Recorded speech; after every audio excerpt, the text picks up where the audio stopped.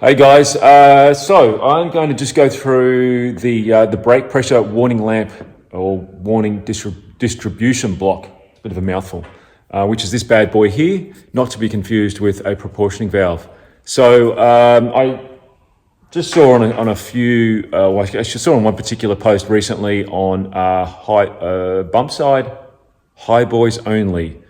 So go on Facebook. So go and send them a follow that, or go and follow that group. It's a really cool group about the warning lamp on on your dash on bump sides coming on and staying on. That is, I've gone through that with a few of my projects, so I'm going to take you through how to fix that. It's actually really simple. When I was going through this process and I couldn't find anything on YouTube, so I thought, look, I'll do this video because it might be helpful for others, right?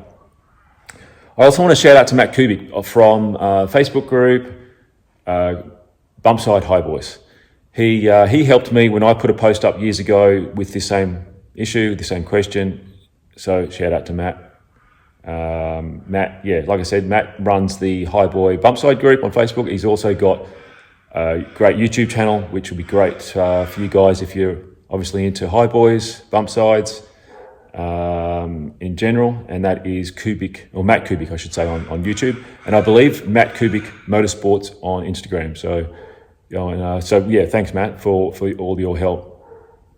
So some of this information is actually what I've learned from Matt. Yeah, when I was going through, I've got to change arms, man, that hurts. When I was going through when I was researching myself, there were a lot of things online, a lot of information online, a lot of different ways of doing this process. I did try a few that failed. I actually did a YouTube video like ages ago, maybe it was a good year ago or so, thinking I was fixing the issue, but it turned out that it wasn't the right way of doing it. So this is the surefire way of fixing your dash warning light. It works every time. I've done it a few times. I'm running, a daily, which is my 68 bump Hi Boy. Hasn't come on since. Obviously, your brakes have got to be, working in good working order, of course, and I'll go through that and I'll explain how that works. But anyway, I'll get into it because I'm starting to ramble. All right, guys, thanks for watching.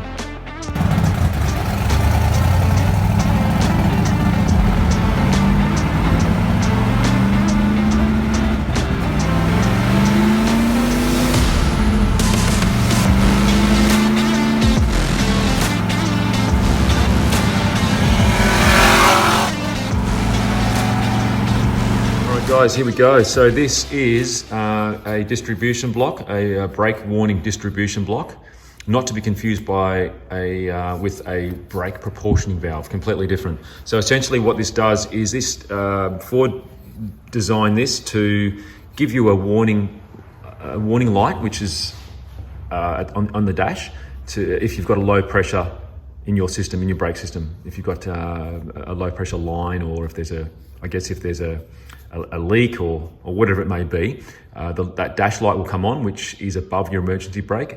So that light isn't for your emergency brake at all. It's actually for your brake system.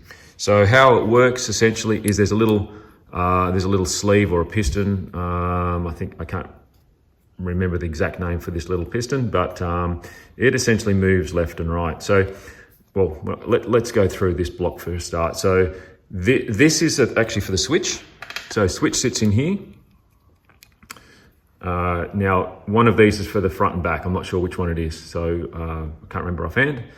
But essentially, when your brake system is in a perfect working order, this piston will be sitting in the center, like so. Now, if you do have a low pressure system or a low pressure, one side, front or rear, has low pressure for whatever reason, then this piston will slide to whatever side. Now what that does, you can see this little groove in the center. This switch has a little pin, as you can see there. So it's sitting like that. The switch is off when there's a low pressure in the system. Obviously that switch will then trigger by by moving up off that little groove, which will obviously then trigger that switch, which will then trigger your light on the dash. Now there's a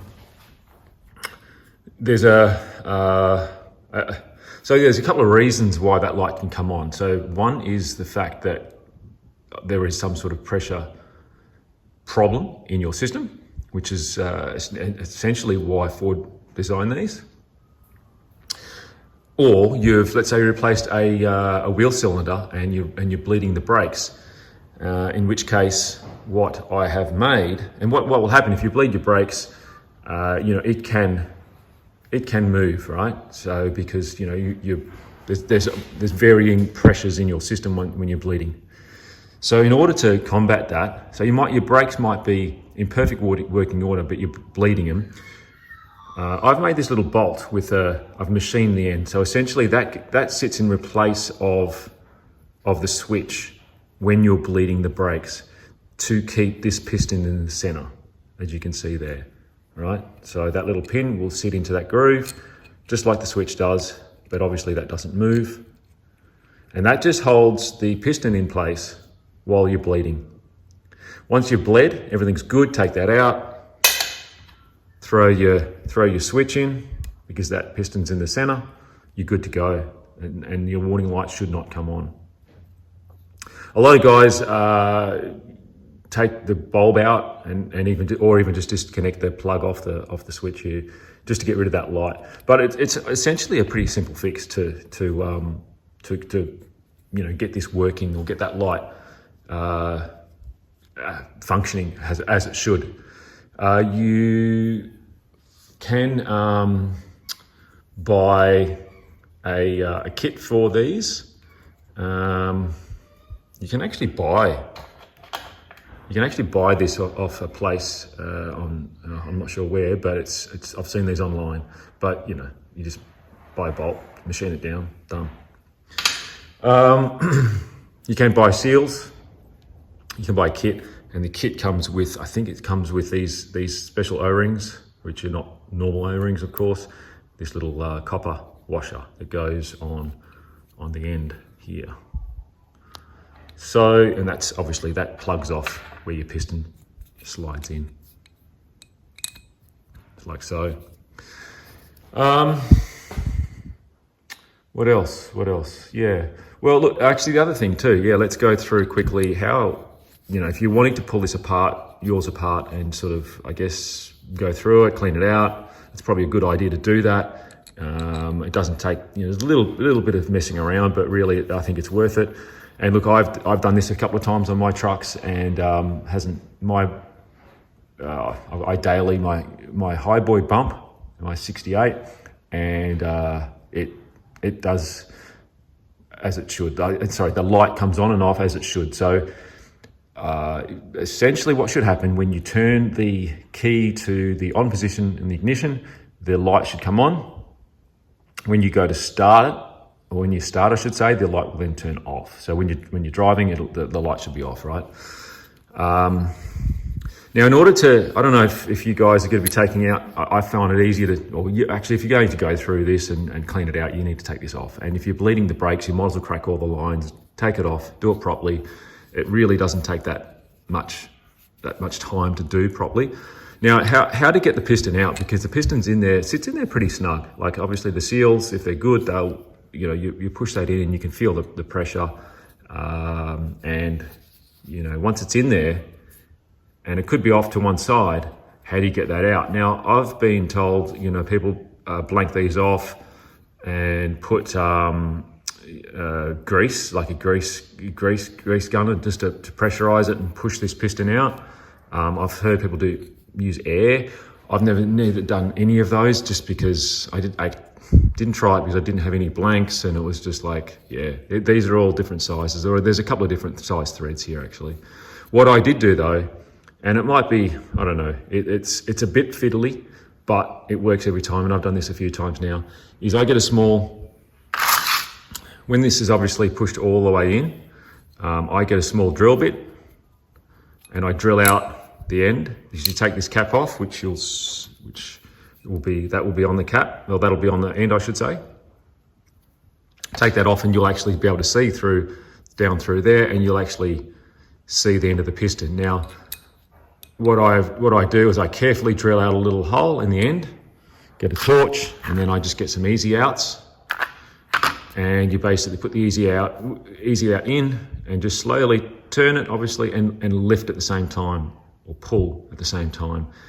Bit of, use your juice of choice, you know, your WD-40 or your whatever, and just, like I said, just turn and sort of turn and lift with your easy out, and that will come out really easy. Clean it out. You know, obviously that hole's not going to be a big deal. Clean it out, make sure there's no shavings or anything in there. Go through it, make sure your seals are good, put it back together. Again, just to go through that, make sure your little bolt, special bolt here with your pin is on when you're bleeding your brakes, and you'll be good to go. Hope that helped, guys. Let me know what you think. Let me know if I missed out on anything, or if you've got any questions. Happy to answer all comments.